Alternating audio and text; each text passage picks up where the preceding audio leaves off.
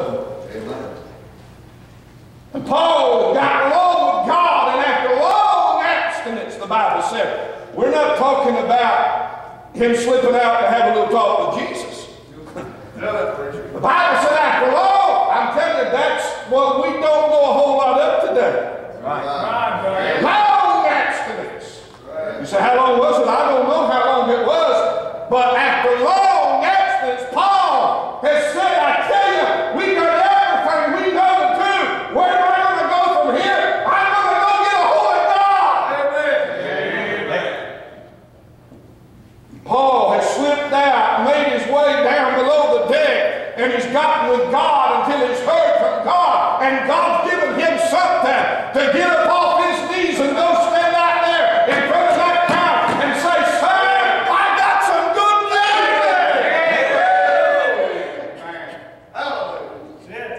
Everybody else is working and laboring and trying to do what they could do by their own power and their own wisdom and their own might. Paul has slipped away below the deck, and he spent some time with God. And I'm telling you, friend, when you get to that place in the storm where you cast anchors and you say, where do I go from here? You go to prayer. You go to your knees. You find a place with God. And I'm talking about not just a little talk with Jesus and everything will be all right. But I'm talking about getting with God and staying with God long enough that you can get back up and stand on your feet with some good news. Amen. Yeah, man.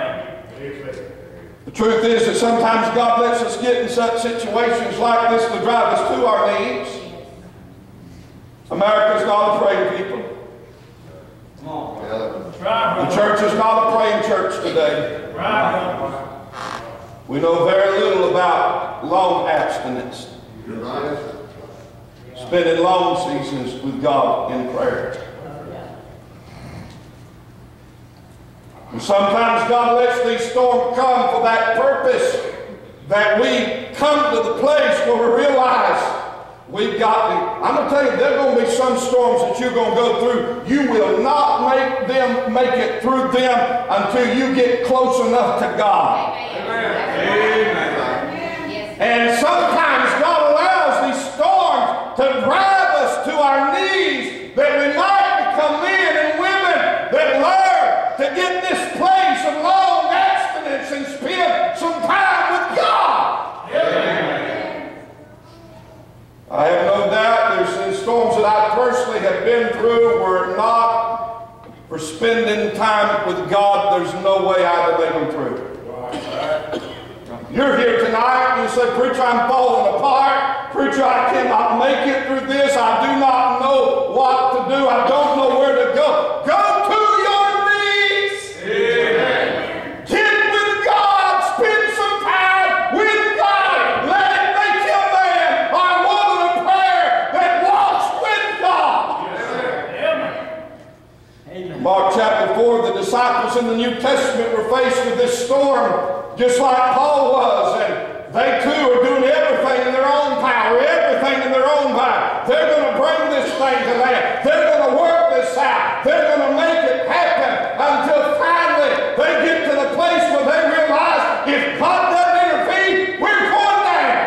Yeah. So what do? They go down below the deck and they find Jesus. And they say, Master, carest thou not that we perish? In other words, what they said was, God, why aren't you helping us? And they began to cry out to Jesus, and sure enough, he steps out on the bow of that boat, speaks, peace, be still.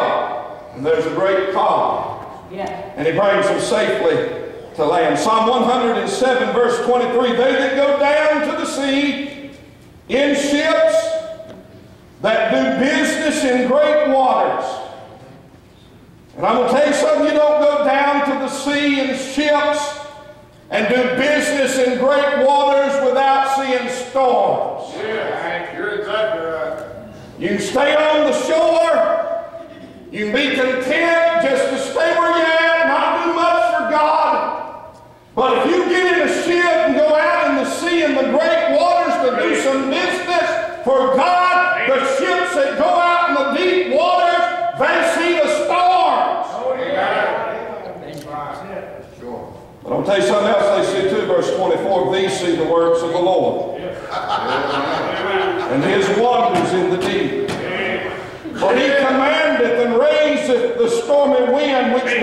up the waves thereof. They mount up to the heavens. They go down again into the depth. Their soul is melted because of trouble. They reel to and fro and stagger like a drunken man, and they're at their wits' ends. Then they cry unto the Lord in their trouble, and He bringeth them out of their distresses. He maketh the storm a calm, so that the waves thereof are still. Then are they glad, because they be quiet, so He bringeth them unto their desired haven. I'll tell you where to go. When you're at that place where you say, where do I go from here? Go to your knees. Amen. Become a man or woman of prayer, and God will bring you through. Number two, I'll tell you where it should go, is go to the promises. Not only go to prayer,